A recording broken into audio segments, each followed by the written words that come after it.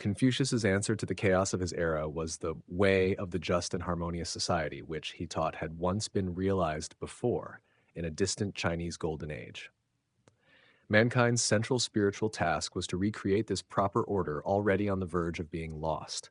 Spiritual fulfillment was a task not so much of revelation or liberation, but of patient recovery of forgotten principles of self restraint. The goal was rectification, not progress. Learning was the key to advancement in a Confucian society. Thus, Confucius taught that love of kindness without a love to learn finds itself obscured by foolishness. Love of knowledge without a love to learn finds itself obscured by loose speculation.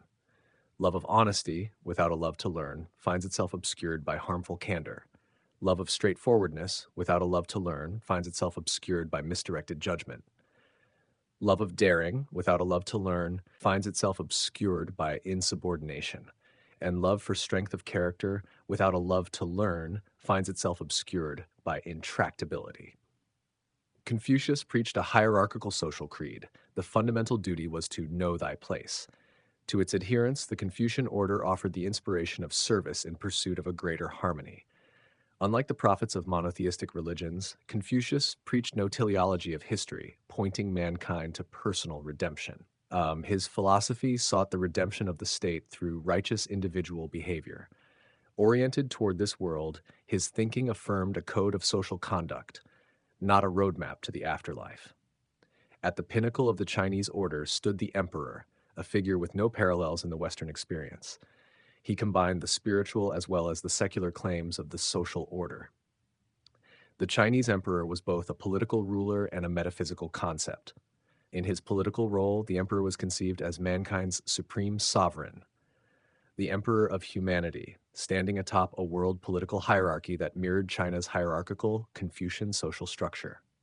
Chinese protocol insisted on recognizing his overlordship via the kowtow, the act of complete prostration, with the forehead touching the ground 3 times on each prostration. The emperor's second, metaphysical role was his status as the Son of Heaven, the symbolic intermediary between heaven, earth, and humanity. This role also implied a moral obligation on the emperor's part. Through humane conduct, performance of correct rituals, and occasional stern punishments, the emperor was perceived as the linchpin of the great harmony of all things great and small. If the emperor strayed from the path of virtue, all under heaven would fall into chaos. Even natural catastrophes might signify that disharmony had beset the universe.